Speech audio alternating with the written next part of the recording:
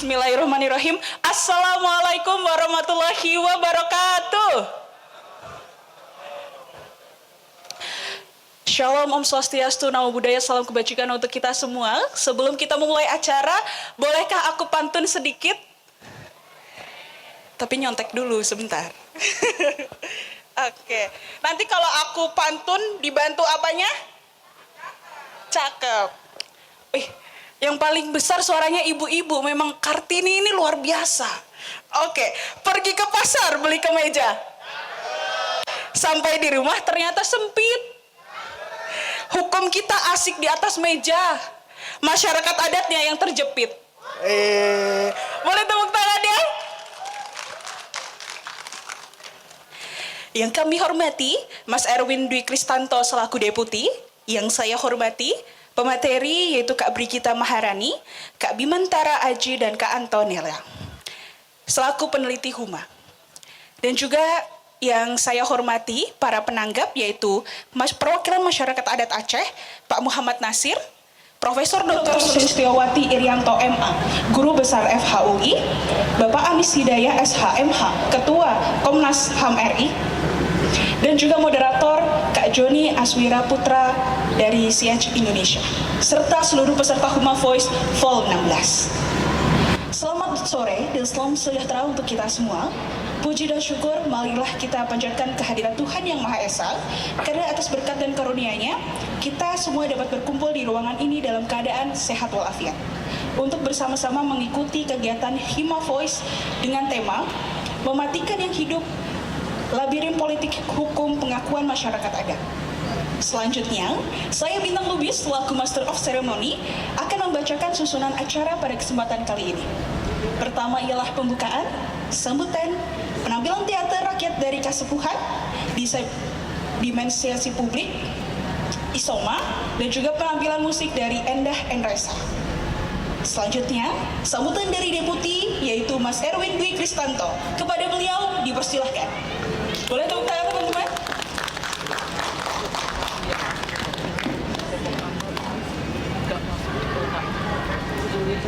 Ya, selamat sore Bapak Ibu, teman-teman semuanya.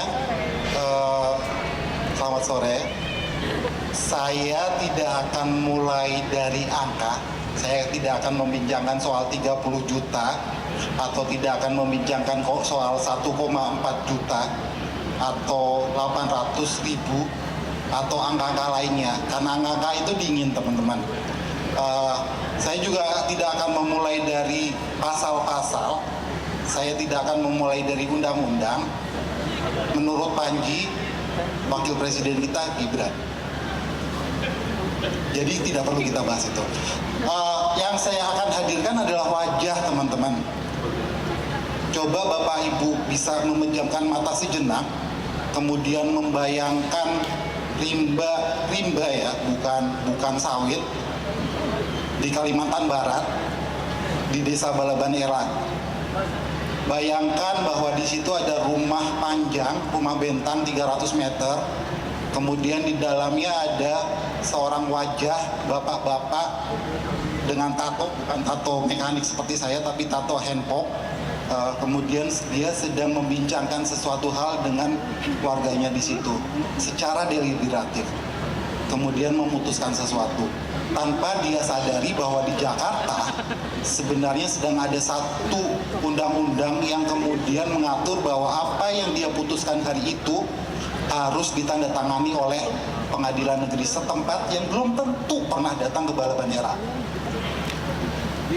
Bayangkan juga Bapak Ibu sambil memejamkan mata, seorang perempuan di Mentawai yang sedang berjalan menuju rawa, kemudian memungut hasil hutan di situ.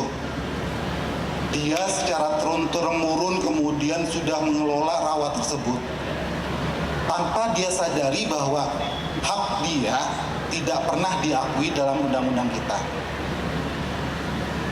Kemudian Bapak Ibu bayangkan juga misalkan satu sungai yang lebarnya kira-kira 100 meter.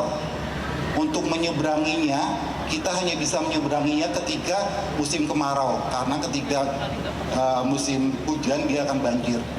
Bayangkan menyeberang sungai itu, kemudian naik ke atas bukit dan menemui satu desa di atasnya. Di situ ada seorang ibu-ibu yang tanpa sadar kemudian ternyata daerahnya sudah digaris oleh Jakarta sebagai sebuah kawasan. Saya menghadirkan wajah-wajah tersebut karena angkat menjadi tidak penting, pasal tidak menjadi penting, wajah-wajah itu hidup dan ada. Hari ini ada berbagai peraturan perundang-undangan yang ada dan sedang direncanakan yang akan mengusir mereka. Bahasanya pengakuan, tapi sebenarnya pengusiran. Bahasanya adalah pengakuan, tapi sebenarnya adalah kooptasi. Bahasanya pengakuan, padahal penyingkiran. Kalau tadi setup biasanya kan berarti di komedi stand up comedy punchline ya. Punchline-nya adalah ini jangan-jangan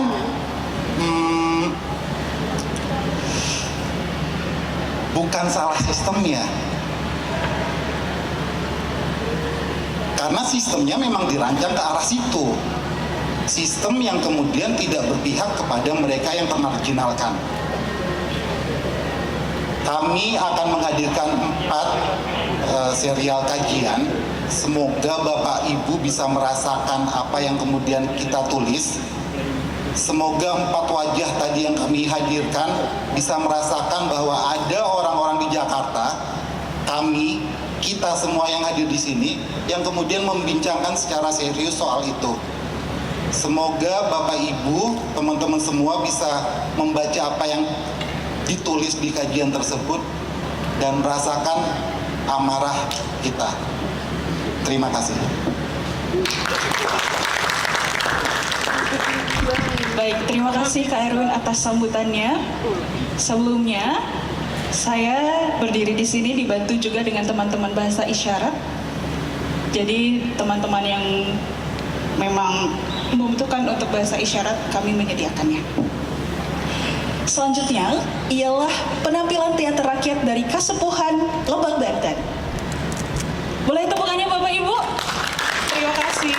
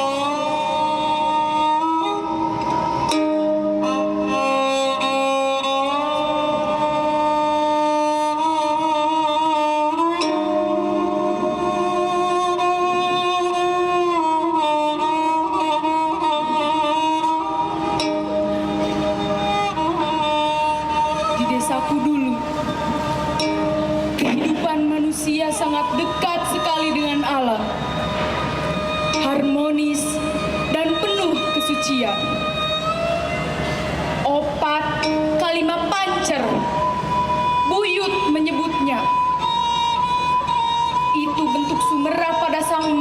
Pencipta. Kakek dan nenekku bilang, setiap ari-ari akan ditanam pada bumi dan diberi pengasuh bernama pohon. Atau dengan cara yang lain, diberikan pada sungai untuk diasuh sepanjang zaman. Semua itu diwariskan secara turun-temurun agar kami dapat terkoneksi dengan tanah air ini. Agar kelak nanti kami memiliki rasa cinta pada tanah kelahiran kami. Bahkan mungkin siap mengorbankan jiwa dan raga kami tak kala nanti ada yang mengusik ketentraman di desa kami.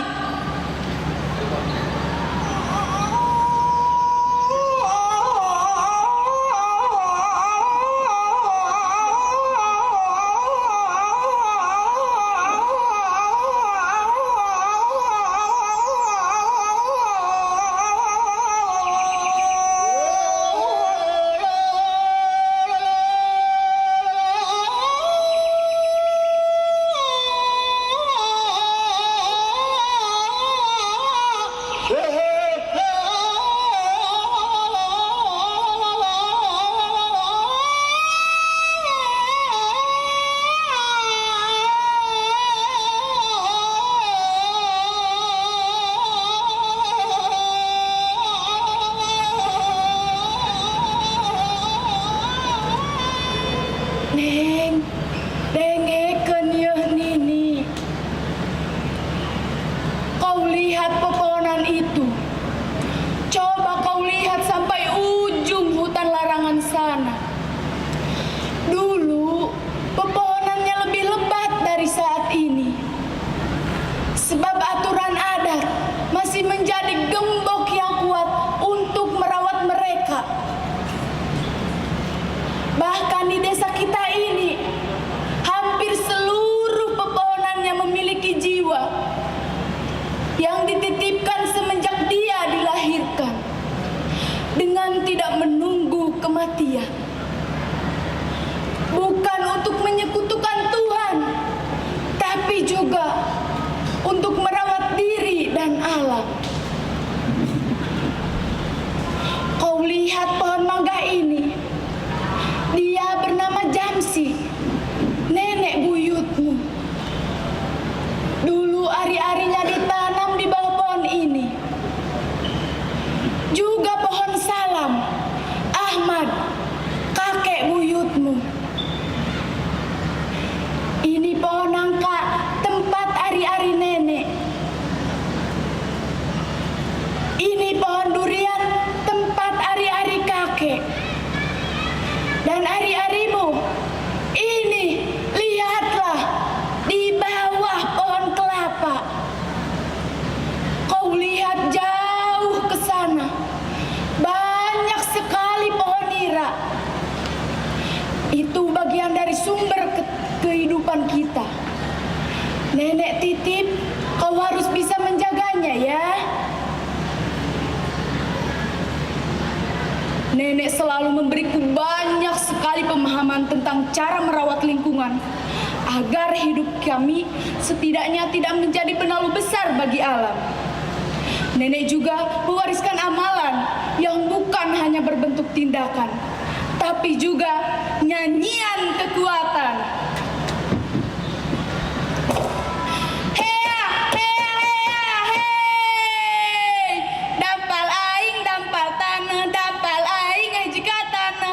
Dampal tatana handaki dampal kekuatan. Dampal aing dampal tanah dampal aing jika tanah kulit. Dampal tatana handaki dampal kekuatan. Dampal aing dampal tanah dampal aing jika tanah kulit. Dampal tatana handaki dampal kekuatan. Hea hea hea hei. Begitulah bunyinya. Waktu itu, aku sedang asik di ladang, merawat setiap tanaman yang bulan lalu kutanam. Ada cabai, tomat, terong, dan jenis kebutuhan pangan lainnya. Lalu, terdengar teriakan, nenek memanggilku. Jaman, hei, Jaman, kemarilah, bantu nenekmu ini. Hei, Jaman. Untungnya ladang kami tidak jauh dari rumah. Jadi teriakan nenek yang sudah serak dan berat itu bisa ku dengar. Aku langsung menghampirinya. Sesampainya di rumah, ternyata ada 5 orang yang sedang bertamu di rumah kami. Lantas nenek berbisik padaku, Jaman, coba bereskan eta. Ayo mata ngerti. Buyut yang nulai narak dituar. Imarek dilubukan. Urang titah mabur, Jaman. Nan kumaha kitu. Sok geura bereskeun. Aku langsung berdiskusi dengan mereka dan ujung-ujungnya aku dan 5 orang itu berdebat sengit. Mereka memaksa kami untuk menyerahkan tanah yang sudah kami tinggali sejak lama ini. Dan mereka juga meminta agar seluruh pohon yang ada di halaman rumah kami untuk segera ditebang. Sebab akan dijadikan jalan operasional untuk perawatan Taman Nasional. Begitupun kami diminta untuk segera mengosongkan rumah dan pindah dalam waktu 3 hari. Sebab akan dibangun jalan operasional untuk perawatan Taman Nasional. Hei, kalian harus segera mengosongkan tempat ini dalam waktu 3 hari. Dan saya minta tebang semua pohon yang ada di sana. Sebab di sana akan dibangun jalan untuk perawatan Taman Nasional nantinya. Ya, benar.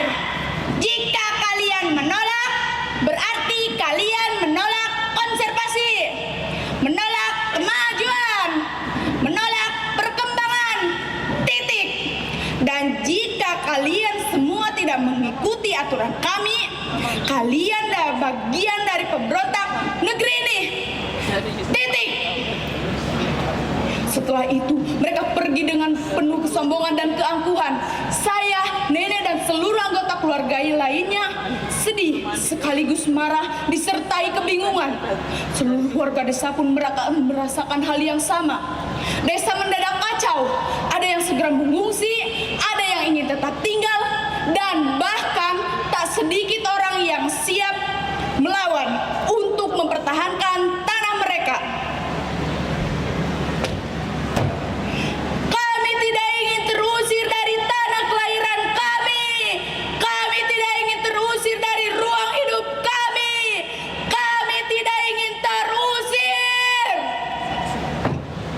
Akhirnya hari itu datang. Tersisa sebagian warga yang siap menghadang, diwarnai tangisan keluarga mereka. Sebab informasi sudah sampai pada pihak penggusur. Mereka dengan perlengkapan penuh. Dan mereka mengamankan kami yang sedang membela hak kami. Diinformasikan kepada seluruh warga yang masih bersikeras ada di wilayah Taman Nasional ini, dengan terpaksa akan kami amankan secara tidak terhormat.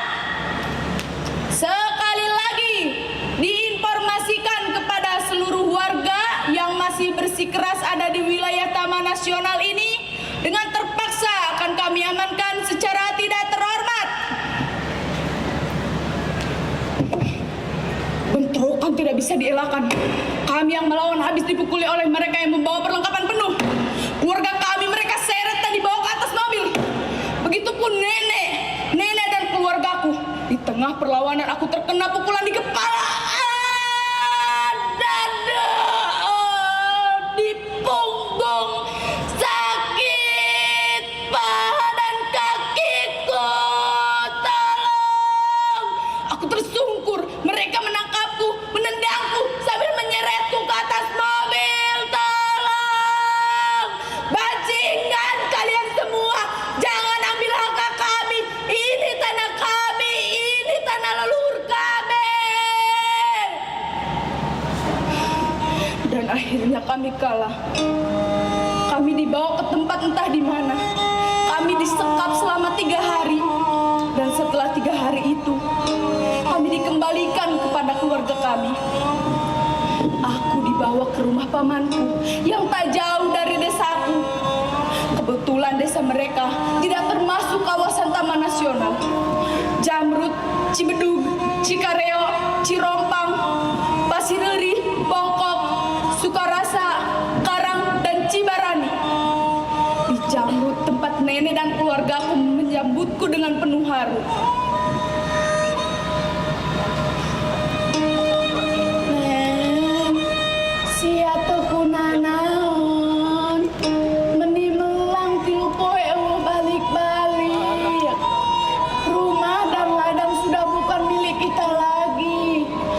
Sudah diusir dari tanah milik kita sendiri.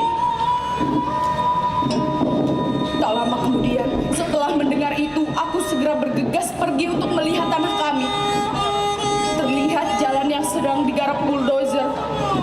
Pohon-pohon yang menghalangi ditebang tanpa ampun. Dan saat itu, aku menyaksikan jamsi pohon nenek buyutku tumbang tersungkur ditebang oleh mereka. Ketika tubuhku lemas, sebab menyaksikan pohon-pohon keluargaku yang lain juga mereka tebang. Kalian merenggutnya, kalian mengambil semuanya. Kami menanamnya sepenuh cinta kami. Kami merawatnya dengan seluruh hidup kami. Kami mengasihinya dengan sepenuh jiwa dan raga kami. Ini tanah kami, tempat tinggal kami, ruang hidup kami. Kau ambil semuanya dari kami, manusia pencinta duka.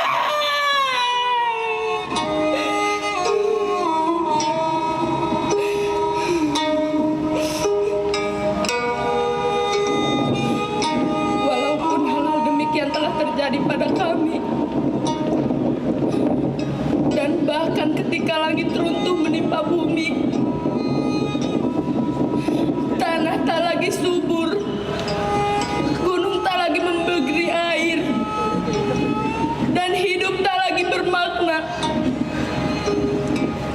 kami akan terus mewariskan budaya adiluhung ini pada setiap keturunan dan generasi kami, tentang pentingnya merawat lingkungan, tentang pentingnya menanam dan merawat pohon, tentang pentingnya menjaga sungai dan mata air. Sebab kami tak bisa hidup tanpa mereka. Ruang hidup kami adalah saudara kami sendiri. Kami akan selalu menjaganya dengan seluruh kesadaran akan rasa cukup yang kami miliki. Terima kasih Tuhan. Terima kasih kehidupan. Terima kasih kebaikan.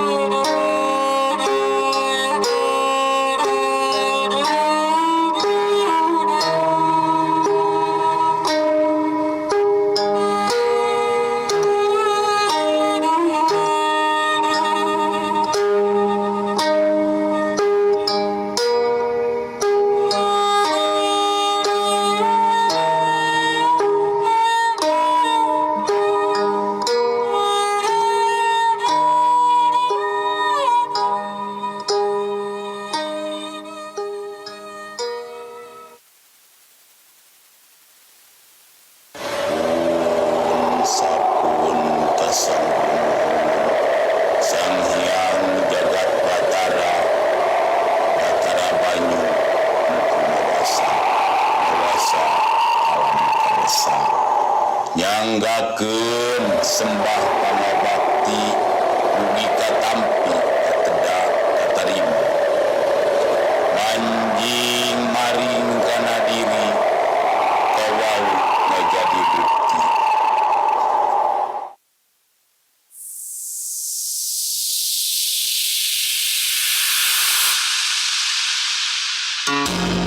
Puja kanu maha kawasa pangraksa salamut alam muji kanu maha suci nungusik malikeun Allah nyanggakeun sembah pangbakti sejanya bakunya diri ngarungkeun jiwa nu suci hayang dijaga diraksa dijauhkeun dina pancawahaya.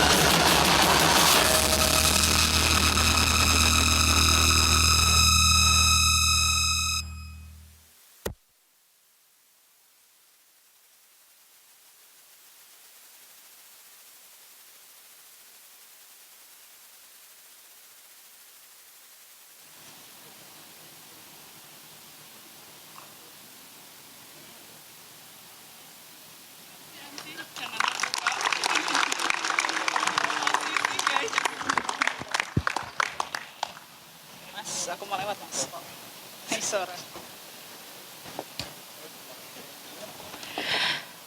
Oke, boleh tepuk tangan sekali lagi Bapak Ibu dan teman-teman semua? Oke, tadi dari sebelum ini belum sepenuh ini, sekarang ternyata sudah penuh.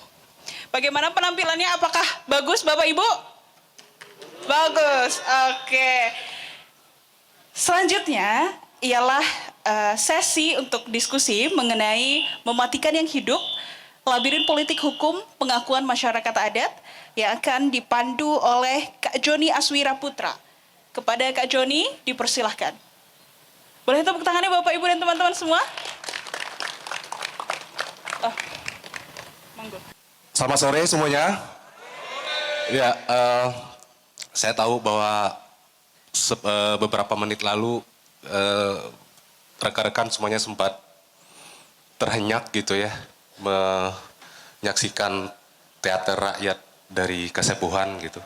Mungkin ada yang merasa pilu mungkin ya, bagaimana teater tadi membawa kita imajinasi kita kepada pesan-pesan informasi barangkali itulah yang selama ini mungkin terjadi di negara kita yang mungkin kurang terpotret secara utuh gitu.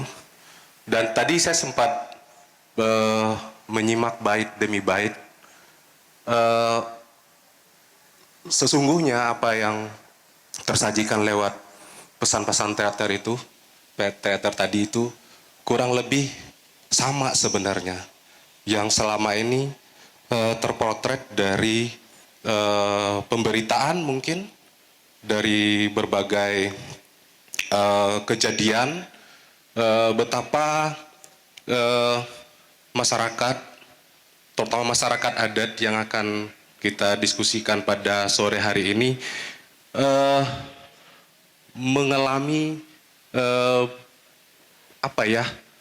penderitaan yang bertubi-tubi gitu. Dan mungkin sudah tidak terhitung barangkali masyarakat adat kita mengalami kriminalisasi misalkan tadi yang juga sempat tercermin dari teater tadi. Bahkan kita sampai mungkin sudah ada yang pada level putus asa melihat betapa negara ini memperlakukan buruknya negara ini memperlakukan warganya. Banyak kasus teman-teman mungkin mengikuti terakhir itu juga ada berbagai kriminalisasi terhadap sebutlah misalnya masyarakat di Maluku Utara misalkan di Maba Sangaji dan Sagekia misalkan hanya karena mereka menolak kehadiran tambang di wilayah mereka dan mereka akhirnya dibui. Tentu itu bukan satu dari sekian ratus kasus kriminalisasi terhadap masyarakat adat dengan dalih karena telah menghalangi upaya-upaya untuk membangun ekonomi. Pemerintah kan selalu menggunakan narasi itu. Nah, itu sebagai pengantar. Jadi, kalau kita bicara soal tema masyarakat adat ini, pastinya selalu penting gitu ya. Meskipun bahkan kita bisa bilang membicarakan masyarakat adat hari ini itu bahkan sudah mendesak karena yang sedang kita hadapi ini sebenarnya bukanlah konflik di lapangan, melainkan juga konflik di dalam cara-cara negara mengatur, mendefinisikan gitu ya, atau mencicil bentuk-bentuk pengakuan yang tentu saja sesungguhnya tidak pernah ada pengakuan yang hakiki sebenarnya. Meskipun Mahkamah Konstitusi melalui putusannya sudah menyatakan bahwa kedudukan hutan adat yang semula diklaim sebagai hutan negara menjadi diakui keberadaannya sebagai hak masyarakat adat. Nah, teman-teman, teater tadi seperti yang saya bilang sama persis dengan cerminan apa yang kita sering lihat dan amati di pemberitaan dan informasi, bahkan gerakan-gerakan advokasi masyarakat sipil. Kebetulan saya seorang jurnalis, saya Joni Aswira Putra dari Masyarakat Jurnalis Lingkungan Indonesia, dan cerita-cerita tentang kriminalisasi, marginalisasi, penindasan, dan penyerobotan hak-hak masyarakat adat ini selalu menjadi atensi dan selalu ada di dalam kanal-kanal pemberitaan media. Meskipun kita tahu hegemoni media di industri juga tak kalah sengitnya gitu ya untuk mereduksi itu, tapi setidaknya masih banyak jurnalis-jurnalis yang masih memberi atensi kepada isu-isu ini. Nah, tentu kita akan mendiskusikan apa sih problem strukturalnya gitu. Nah, untuk itulah sore hari ini kita akan mendengar beberapa kajian yang akan diluncurkan oleh teman-teman dari peneliti Huma, terutama yang terkait dengan regulasi, yang terkait dengan dinamika pengakuan, bahkan di antara 4 kajian yang dirilis Huma ini juga ada riset, menurut saya ini sangat penting, bagaimana framing media yang membentuk narasi itu ataupun opini tentang isu-isu masyarakat adat, tentang undang-undang kehutanan dan sebagainya. Saya tidak akan berlama-lama. Ada 3 peneliti Huma yang akan menyajikan kajiannya. Yang pertama saya ingin undang Mas Bima untuk memberikan perspektif bagaimana framing media, narasi media dalam membingkai opini dan narasi tentang isu di sektor undang-undang kehutanan dan masyarakat adat. Dan setelah itu nanti akan bergiliran Mbak Brita dan satu lagi Mbak Antonella. Dan karena kita juga akan ada penanggap, mudah-mudahan semua penanggap bisa hadir. Oh ya, selamat datang Prof. Sulis yang sudah hadir. Tadinya katanya mau online ya.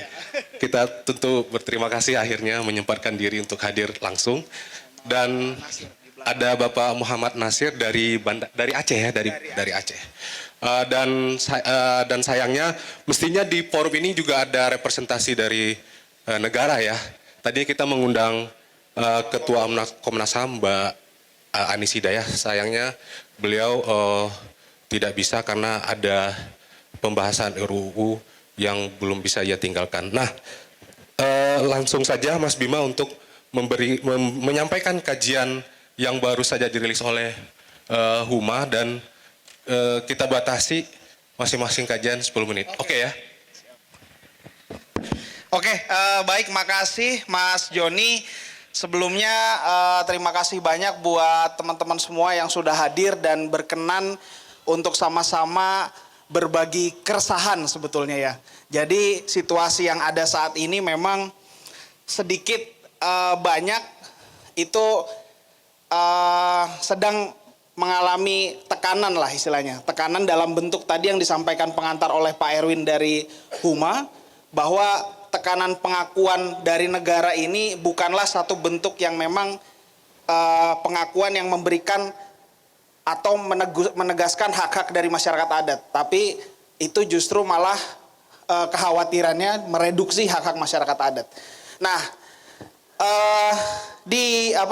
saya akan mengawali dengan riset Huma yang bekerja sama dengan Kudu Inisiatif, yang dimana tim Kudu Inisiatif ini merupakan gabungan dari mantan jurnalis yang saat ini banyak melakukan penelitian terkait dengan pendekatan-pendekatan analitik media. Mungkin bisa dibantu pemaparannya, teman panitia? Oke, tapi sebelum kita ini, teman-teman, jadi Huma itu sebenarnya punya satu tagline, gitu ya. Huma itu punya satu tagline yang dimana kalau saya sebut PHR Huma, teman-teman semua jawab dengan hukum untuk rakyat. Begitu ya? Boleh ya, saya minta ya, kita biar ramai lah dan suasananya agak cair. Kita mulai dengan gitu, oke? 1, 2, 3. PHR Huma, hukum untuk rakyat. Masih kurang semangat. Sekali lagi ya. PHR Huma, hukum untuk rakyat. Oke, tepuk tangan dulu buat kita semua.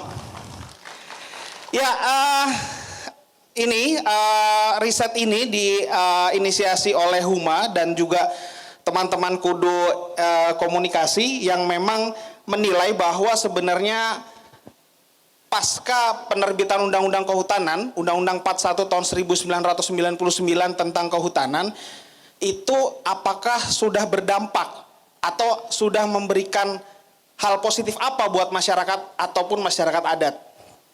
Nah, kita langsung mulai aja. Next. Nah, dalam kurun waktu dari tahun 1999 sampai 2025, itu sudah ada 7 kali intervensi yang dilakukan oleh masyarakat melalui jalur mekanisme hukum, mekanisme Mahkamah Konstitusi, dengan berbagai tuntutan pasal, yang dimana salah satu pasal yang dituntut itu adalah pasal 1 ayat 3 tentang bagaimana hutan adat dikeluarkan dari hutan negara. Nah, itu ada di putusan MK 35 tahun 2012, sebagaimana tadi disampaikan oleh Mas Joni. Itu salah satu. Masih ada 6 lagi, cukup banyak, dan itu sebenarnya sudah membuat komposisi undang-undang kehutanan ini sebenarnya kurang lagi komprehensif, atau kurang hampir 25% ya, ada perubahan pasal. Dan ini salah satu fakta yang memang harus diakui bahwa peraturan pemerintah tentang pengawasan kehutanan. Nah, jadi bahwa selama 25 tahun berjalannya Undang-Undang Kehutanan, kalau dalam struktur hierarki peraturan perundang-undangan itu ada undang-undang, dan di bawah undang-undang ada peraturan pemerintah atau PP. Yang dimana PP ini merupakan aturan pelaksana yang mengatur tentang pengawasan kehutanan. Nah, tapi sampai saat ini itu belum ada. Nah, jadi undang-undang kehutanan kita sebenarnya masih kosong tuh, masih ada hal kosong yang perlu diisi. Lanjut. Nah, kita melakukan pendekatan paralel. Huma melakukan analisis yuridis terhadap 7 klaster pasal. Nah, nanti kita akan cek kira-kira klaster apa aja.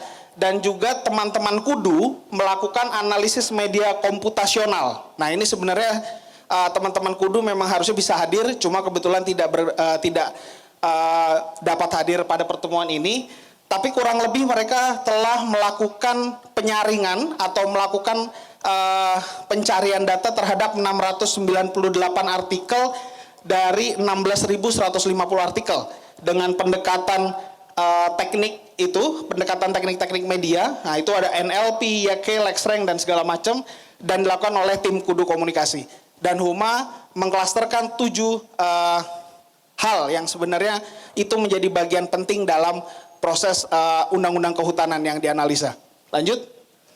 Nah, analisa normatif yang dibantu dengan narasi-narasi jurnalistik ini juga memotret sebetulnya realitas sosial dan perspektif gender dari 698 artikel yang ada.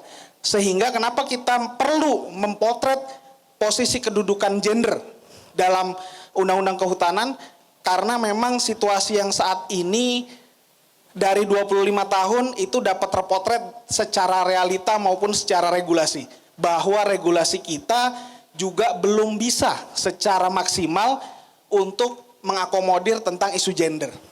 Begitu teman-teman faktanya. Lanjut. Nah, kami menggunakan 2 kerangka analisa. Satu kerangka analisa yang digunakan adalah Nancy Fraser dengan teori keadilan. keadilan sebagai triad, yaitu redistribusi, pengakuan, dan representasi, yang digabungkan dengan teori Nancy Peluso tentang kekerasan hijau atau green violence, yang bagaimana kawasan hutan itu dianggap sebagai konstruksi politik. Nah, hal ini lanjut, dua hal ini kita gabungkan dengan konsep hukum rakyat, yang dimana ini adalah bagian dari kerja-kerja Huma, bagaimana memotret realita dari situasi dan kondisi lapangan. Nah, di sini kita memotret bahwa undang-undang kehutanan ini masih dianggap sebagai instrumen hukum yang menegasikan kepentingan hukum masyarakat. Itu satu hal penting. Lanjut. Nah, ini 7 klaster. Jadi ada 7 klaster. Yang pertama ada klaster penguasaan. Ini berkaitan langsung dengan hak menguasai negara. Jadi kalau teman-teman tahu bahwa salah satu problem besar dari pengelolaan sumber daya alam yang saat ini terjadi, ketimpangan dan segala macam, karena bagaimana negara ini tidak bisa mengoptimalisasi atau tidak bisa mengoperasionalisasi hak menguasai negara dari yang mereka miliki. Dalam fungsinya, pemerintah masih belum mampu, masih belum maksimal dalam melakukan dan juga melegitimasi hutan, terutama ya dalam pengelolaan sumber daya alam yang ada. Lalu yang kedua itu terkait dengan penetapan kawasan. Nah, jadi ada satu perbedaan besar dari undang-undang kehutanan sebelum adanya undang-undang cipta kerja. Nah, kalau teman-teman tahu mungkin undang-undang cipta kerja itu kan salah satu undang-undang yang memang mendukung namanya ya upaya investasi, upaya percepatan investasi atau upaya untuk mempercepat proses investasi, dan terlihat bahwa paradigmanya salah satunya adalah di dalam pasal 14-18 batas 30% kawasan hutan dalam satu provinsi itu dihilangkan. Nah, berarti potretnya jelas tuh bahwa sekarang situasinya adalah pasca UCK justru hutan ini lebih dianggap sebagai salah satu instrumen investasi yang menarik gitu ya, dan tidak lagi dibatasi, karena sebenarnya kan hutan juga memiliki fungsi konservasi yang dimana di dalam undang-undang kehutanan sebenarnya itu 30% dibatasi, tapi undang-undang CK menghilangkan itu. Lalu ada klaster perizinan, dan dalam klaster perizinan sendiri ini situasinya adalah pasca undang-undang cipta kerja semua beralih kepada online single submission atau perizinan satu pintu, perizinan terpadu satu pintu atau PTSP, yang memang digunakan sebagai alat untuk memudahkan atau juga mempermudah proses investasi yang berjalan di perizinan kehutanan. Nah, itu jadi dan sangat mudah sekali. Potensi penggunaan kawasan ini juga bisa berfokus pada satu perizinan baru yang disebut sebagai multi usaha kehutanan, yang dimana ini bisa memungkinkan kepada setiap pemilik izin, pemegang konsesi di hutan itu punya kesempatan untuk membuka izin kayu, pengambilan hasil hutan kayu, pengambilan hasil hutan bukan kayu, dan juga jasa lingkungan. Nah, jasa lingkungan itu seperti misalnya perdagangan karbon, dan juga seperti ekowisata dan segala bentuk yang terkait dengan bagaimana memaksimalkan jasa lingkungan yang ada di kawasan hutan. Lalu juga klaster kriminalisasi, bahwa 15 larangan untuk rakyat. Jadi justru pasca Undang-Undang Cipta Kerja itu memudahkan dan juga membuka peluang untuk pemutihan sawit, pemutihan kelapa sawit di kawasan hutan. Lanjut. Lalu yang kelima ada klaster pengakuan bersyarat. Nah, jadi tapi sayangnya memang di PP 23 tahun 2021 tentang kehutanan pasca Undang-Undang Cipta Kerja tetap tidak menghapus pasal 67 tentang pengakuan bersyarat bagi masyarakat adat yang ingin mengajukan hutan adat. Nah, ini yang saat ini mungkin kondisinya sedang didorong oleh masyarakat dalam posisi untuk melakukan revisi atau penggantian Undang-Undang Kehutanan. Lalu ada klaster pengawasan. Nah, ini yang tadi saya sebutkan di awal bahwa pengawasan kehutanan tidak pernah ada, tidak pernah dilakukan oleh Kementerian Kehutanan. Karena apa? Karena ternyata dasar hukum atau kebijakannya itu nggak ada. Nah, jadi gimana kita mau mengawasi kehutanan atau mengawasi proses yang ada? Karena PP-nya nggak ada sama sekali, gitu teman-teman. Nah, yang terakhir, klaster amnesti. Nah, ini untuk mempermudah pembukaan pertambangan untuk rakyat. Ini dibuka pada tahun 2004. Jadi kawasan hutan yang diperuntukkan untuk beberapa alasan seperti pertambangan dan investasi itu dipermudah. Nah, itu 7 klaster, lanjut. Nah, ini kurang lebihnya sama. Jadi sebenarnya pasca Undang-Undang Cipta Kerja yang dari 698 artikel itu ada topik deforestasi atau sawit melonjak. Nah, jadi pemutihan, karena adanya pemutihan kawasan kelapa sawit di dalam kawasan hutan, itu menyebabkan banyak isu tentang bagaimana pentingnya Undang-Undang Kehutanan untuk direvisi, itu menjadi melonjak. Karena tadi ya, bagaimana pemutihan kawasan dan juga Satgas Penertiban Kawasan Hutan. Nah, di sini mungkin banyak teman-teman yang terlibat aktif dalam mengikuti isu itu. Lalu Cipta Kerja juga muncul sebagai salah satu berita yang memang diangkat.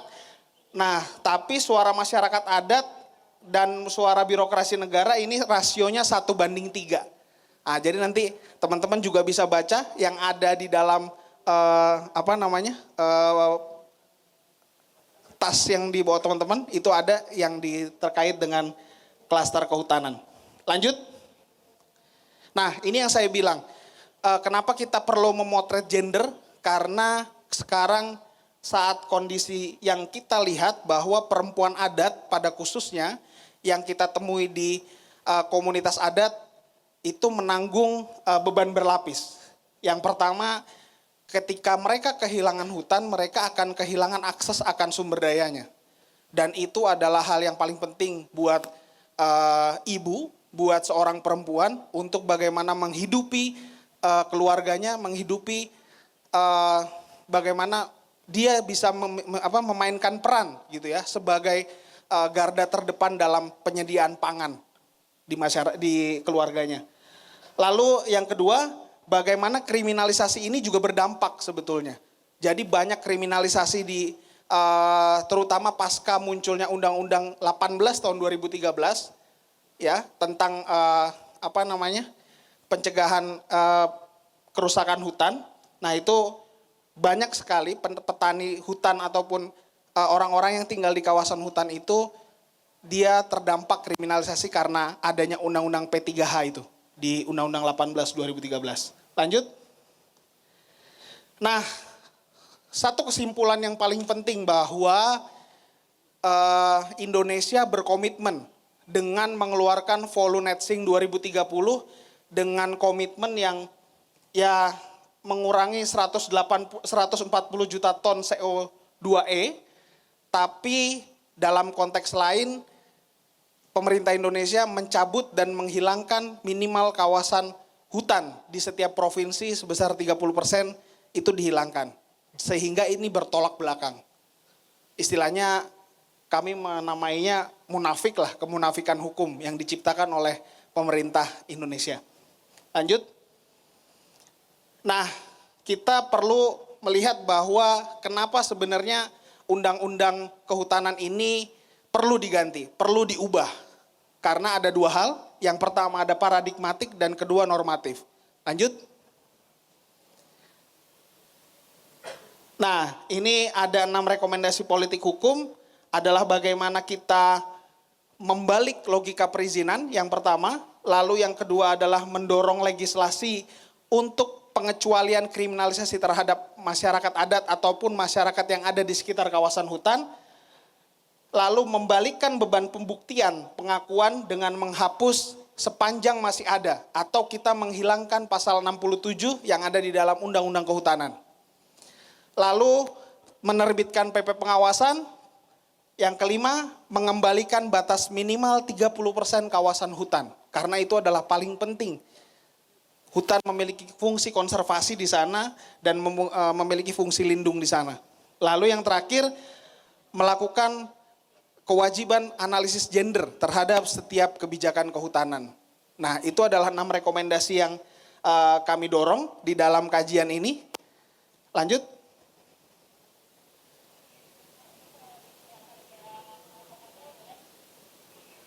Selesai? Oke. Ya, berikut 6 rekomendasi yang menutup kajian ini. Sekali lagi kami ucapkan terima kasih dan nanti bisa kami mohon tanggapan dari para penanggap atas kajian-kajian yang kami lakukan. Sekali lagi terima kasih. Mungkin lanjut ke yang kedua ya, Mas Joni ya? Ya, Mas Bima, terima kasih. Tepuk tangan dulu, Mas Bima. Mungkin bisa duduk di depan saja. Oke, dulu di sini. Sekaligus saya juga langsung saja mengundang ke depan Mbak Brita dan Kak Antonella juga untuk duduk di depan. Rekan-rekan semua, kira-kira dari paparan Bung Bima tadi, kurang lebih pesannya adalah bahwa problem masyarakat adat di sektor kehutanan itu bukanlah kasus yang berdiri sendiri gitu ya. Dia lahir dari konstruksi hukum gitu yang panjang gitu ya. Apalagi tadi ada 7 klaster, itu dari 7 klaster tadi itu adalah topik-topik yang kita capture ya dari penelitian narasi media gitu ya. Iya, jadi konstruksi hukum yang panjang lalu diperkuat oleh konstruksi narasi media yang juga hegemonik. Tapi kalau tadi dibilang rasionya ternyata 1:3 itu sebenarnya adalah 3 itu lebih banyak perspektif narasi pemerintah. Betul. Nah, berarti pantas saja narasi ini kemudian sangat didominasi oleh pemerintah dan tidak hanya pada isu undang-undang kehutanan, pada banyak isu di sektor lingkungan dan perubahan iklim pun berapa tahun lalu Dewan Pers juga merilis data betapa pemberitaan media terkait dengan isu-isu yang urgent tersebut itu gapnya terlalu lebar gitu. Bahkan ada 10 besar narasumber untuk informasi itu justru didominasi oleh narasi pemerintah. Nah, dari titik itu kita akan masuk ke pertanyaan berikutnya gitu yang nanti akan menjebatani paparan selanjutnya dari dari paparan dari Kak Brita. Hukum yang hidup, ketika negara mulai mengakui adanya hukum yang hidup dalam masyarakat, apakah ini otomatis kabar baik bagi masyarakat adat atau jangan-jangan justru disitulah kooptasinya mulai bekerja. Nah, kita langsung minta Kak Brita untuk memaparkan kajian tentang PP 55 tahun 2025. Silakan Kak Brita.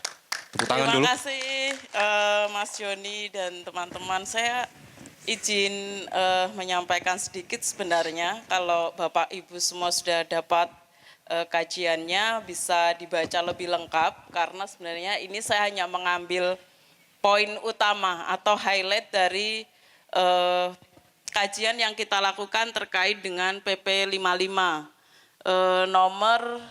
PP nomor 55 tahun 2025. Jadi peraturan pelaksana ini hadir atau lahir dari peraturan pelaksana yang dimandatkan dari KUHP baru atau Kitab Undang-Undang Hukum Pidana baru yang itu disahkan pada 2023 yang lalu. PP ini merupakan turunan salah satu aturan yang dimandatkan dari KUHP baru. Dia bicara soal bagaimana tata cara dan kriteria hukum yang hidup di dalam masyarakat gitu. Jadi KUHP itu salah satu pasalnya dia berbicara soal hukum yang hidup dalam masyarakat yang mungkin akan diterjemahkan banyak sebagai hukum adat begitu.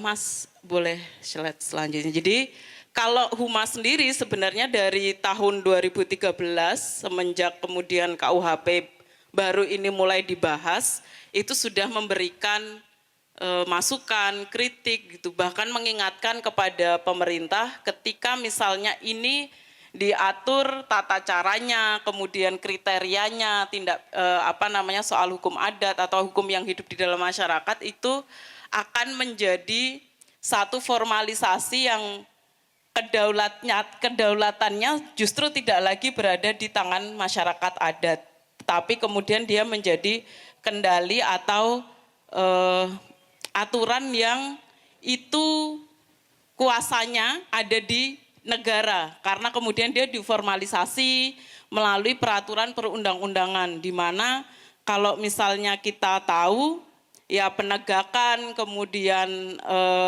proses itu kemudian bergantung pada prosedur mekanisme yang diatur di dalam aturan-aturan negara begitu.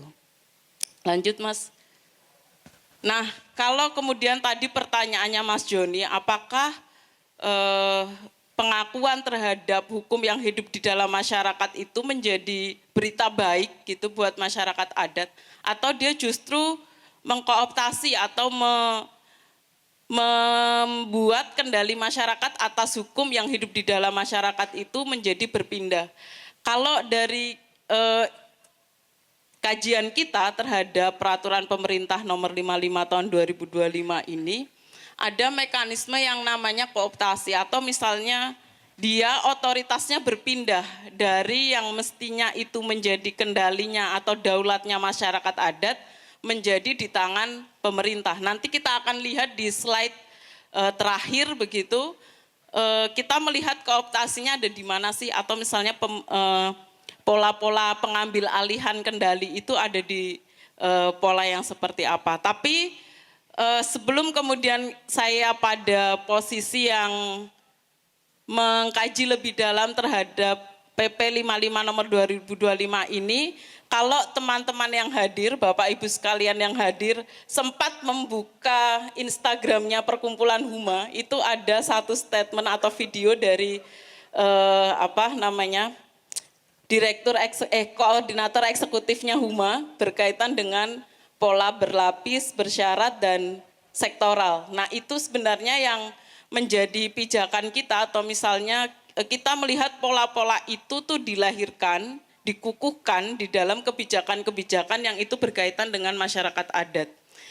Misalnya, next Mas, lanjut.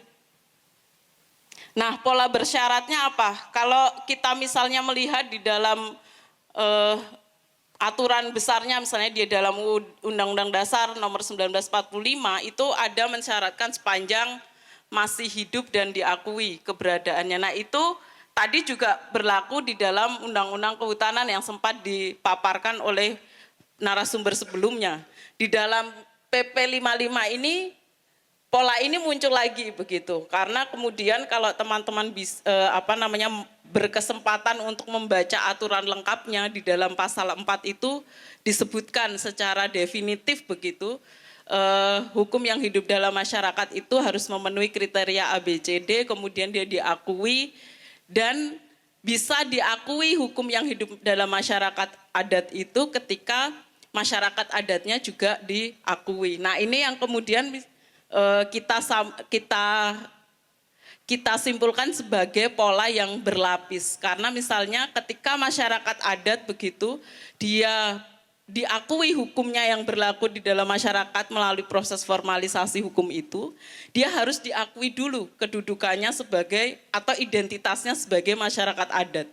Itu yang kita sebut sebagai pola berlapis. Jadi pengakuan terhadap masyarakat adat itu ketika dia diakui sebagai subjek hukum, tidak otomatis kemudian dia diakui kewenangannya. Dia tidak diakui wilayahnya, misalnya tadi kalau disinggung oleh dalam Undang-Undang Kehutanan, penetapan hutan adat juga mensyaratkan itu. Ada pengakuan terhadap masyarakat adat dulu, baru dia bisa diakui hutan adatnya. Begitupun yang terjadi dalam PP 55 nomor 2025, ketika misalnya hukum yang hidup di dalam masyarakat adat itu mau diakui oleh negara, dan kemudian dia boleh dijadikan pedoman ketika nanti ada persoalan yang masuk ke dalam peradilan negara, peraturan itu harus diakui dulu, penetapannya melalui perda. Dan itu syaratnya adalah masyarakat adatnya harus diakui dulu. Sementara ketika mendapatkan pengakuan sebagai subjek atau identitasnya dia sebagai masyarakat adat, itu tidak semudah ketika kita mengurus atau mendaftarkan diri kita sebagai warga negara Indonesia untuk dapat KTP. Prosesnya panjang, kemudian membutuhkan biaya yang besar, kemudian prosedurnya juga tidak mudah yang harus ditempuh oleh masyarakat. Dan kemudian sektoral ini peraturan atau aturan perundang-undangan yang berkaitan dengan masyarakat hukum adat itu atau masyarakat adat itu masih ada dan tersebar di dalam peraturan perundang-undangan yang banyak sekali. Ada undang-undang minerba, kemudian undang-undang kehutanan, kemudian bicara soal tanah sudah lain lagi begitu. Sementara ketika kemudian masyarakat sipil dan masyarakat adat sedang memperjuangkan RUU masyarakat adat sampai hari ini masih belum mendapatkan berita baik begitu. Next, Mas. Lanjut.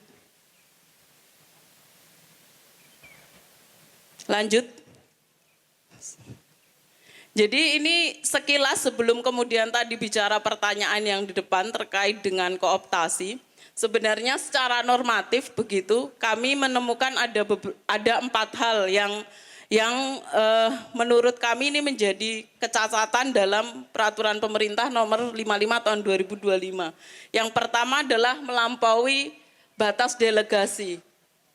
Bisa di next Mas setelah ini. Ini ada bagan, kemudian di sana teman-teman bisa melihat ada aturan-aturan di mana ada peraturan yang sebenarnya tidak didelegasikan. Jadi kalau misalnya kita bicara hukum, itu kan ada hierarki peraturan perundang-undangan. Dan setiap peraturan pelaksana itu mestinya dimandatkan di dalam aturan umumnya atau di dalam aturan undang-undangnya. Nah di dalam PP 55 ini sebenarnya KUHP baru itu hanya memandatkan 2 hal. Satu tentang tata cara penetapan hukum yang hidup di dalam masyarakat melalui perda, dan yang kedua kriterianya. Tetapi kita menemukan di dalam PP 55 itu ada aturan-aturan yang tidak didelegasikan tetapi muncul. Nah itu salah satu yang menjadi temuan kami di dalam ketika menganalisis PP 55 2025. Slide sebelumnya Mas, sebelumnya. Oke, yang kedua ini pelanggaran 1 asas gitu. Kemudian yang ketiga terkait dengan hukum yang hidup di masyarakat itu tidak mendikotomi hukum. Jadi kalau misalnya di aturan perundang-undangan itu kan jelas ya, ada tindak pidana, ada perdata, ada administrasi begitu. Nah, sementara di hukum yang hidup dalam masyarakat itu dia tidak mengenal pembedaan itu. Karena pada prinsipnya ketika ada pelanggaran yang terjadi di dalam satu masyarakat adat, dia semangatnya bukan kemudian menghukum untuk jera, tetapi memulihkan keadaan yang tidak seimbang. Sehingga dia tidak ada pemisahan apakah itu pidana, apakah itu perdata, apakah administrasi. Tetapi ketika dia melanggar aturan-aturan adat, itu tugasnya masyarakat adat, kelompok masyarakat adat itu dia adalah memulihkan sesuatu yang tidak seimbang itu. Sehingga tidak ada pembedaan. Nah di dalam PP 55 ini dia mereduksi atau kemudian menyusutkan yang namanya hukum yang hidup di dalam masyarakat itu ya tindak pidana adat. Sementara situasinya berbeda. Dia tidak sama ketika kita bicara hukum yang hidup dalam masyarakat adat, dia tidak hanya bicara soal tindak pidana. Nah yang keempat terkait dengan tidak adanya mekanisme keberatan. Jadi teman-teman kalau sempat membaca PP-nya, salah satu yang ketika misalnya mau meminta ada penetapan perda, peraturan daerah tentang hukum yang hidup dalam masyarakat, pengakuan hukum yang hidup dalam masyarakat, mekanismenya sangat politis gitu. Jadi prosedurnya ya ketika kemudian akan ada usulan gitu dari pemerintah daerah atau kemudian DPRD kemudian dibahas, dan yang menetapkan apakah usulan penetapan atau pengakuan hukum yang hidup dalam masyarakat ini diterima atau tidak itu adalah pemerintah daerah atau DPRD. Di mana di dalam prosesnya itu tidak diberikan kesempatan atau tidak ada mekanisme ketika misalnya masyarakat adat yang mengusulkan itu dia tidak setuju, misalnya ada penolakan nih masyarakat adat. Nah, masyarakat adat misalnya mengajukan usulan untuk penetapan hukum yang hidup dalam masyarakat adat. Ternyata di dalam putusannya ya dia ditolak gitu. Nah, tidak tersedia mekanisme untuk melakukan keberatan atas putusan itu. Sehingga itu ya menjadi prosesnya adalah sangat politis dan benar-benar ada di bawah kendalinya pemerintah daerah atau DPRD begitu. Lanjut, Mas. Nah, ini sebenarnya yang tadi sempat disinggung di awal terkait dengan mekanisme kooptasi ya. Jadi ada 3 pola yang kemudian kita lihat ini sebagai mekanisme kooptasi. Jadi yang pertama pembekuan melalui kodifikasi.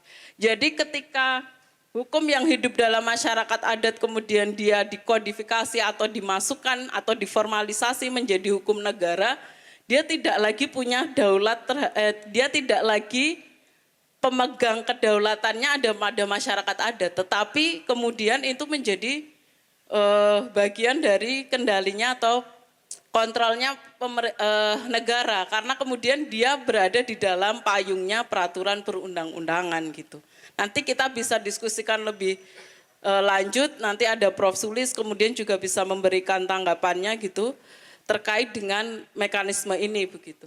Yang kedua terkait dengan tadi yang sempat saya singgung begitu bahwa hukum yang hidup dalam masyarakat adat itu kan dia tidak ada pemisahan ya, apakah itu pidana, apakah itu perdata, apakah itu administrasi. Tapi kemudian di dalam PP ini ya dia hanya membuat satu definisi begitu bahwa yang namanya hukum yang hidup dalam masyarakat adat itu dia dipersamakan dengan tindak pidana adat, sehingga ada satu reduksi itu. Dan kemudian yang kedua terkait dengan sanksi. Kalau teman-teman sempat baca, misalnya putusan, misalnya ada putusan terkait dengan peradilan adat dan kemudian ada mekanisme keberatan melalui pengadilan negeri, dia dihitung menjadi satu ganti kerugian. Yang itu sebenarnya sangat berbeda karakteristiknya ketika misalnya ada sanksi-sanksi adat. Jadi teman-teman bisa baca lebih dalam nanti di peraturannya atau di kajiannya bahwa salah satu yang kemudian kita persoalkan berkaitan dengan sanksi. Jadi sanksinya itu dimasukkan dalam kategori sanksi tambahan dan ganti kerugian. Yang kedua, subordinasi melalui peradilan adat. Jadi peradilan adat tidak lagi menjadi satu proses yang itu final ketika ada pelanggaran-pelanggaran atas hukum yang hidup di masyarakat. Misalnya dia sudah diproses melalui peradilan adat, kemudian ada putusan, itu bisa kemudian diajukan keberatan di dalam pengadilan negeri dan pengadilan negeri punya kewenangan, atau misalnya pengadilan yang lain gitu, ada peradilan PT-UN, pengadilan entah itu pidana atau perdata gitu, dia bisa kemudian memutuskan ulang persoalan ini. Dan beberapa temuan Huma beberapa bulan terakhir ini menunjukkan yang demikian. Misalnya saya mau cerita sedikit kasus di Amatoa Kajang, ketika misalnya ada putusan peradilan adat, kemudian dia sempat digugat di dalam pengadilan negeri, meskipun hakimnya tidak mengabulkan itu. Atau yang kedua, kemarin ada teman-teman dari Kalbar sempat main ke kantor juga cerita, ada satu proses gitu, masyarakat adat sedang berhadapan dengan satu perusahaan, kemudian perusahaannya disanksi adat, tetapi justru pimpinan ketua adatnya dilaporkan pemerasan oleh perusahaannya. Hal-hal demikian yang kemudian itu dikukuhkan di dalam peraturan perundang-undangan, dan salah satunya adalah PP 55 nomor 2025. Saya pikir itu teman-teman yang bisa saya sampaikan terkait dengan temuan kami gitu atau kajian kami di Huma. Sangat diharapkan ada masukan dan kemudian tanggapan yang bisa mempertajam dan mengembangkan kajian ini. Terima kasih, saya kembalikan ke Mas Joni.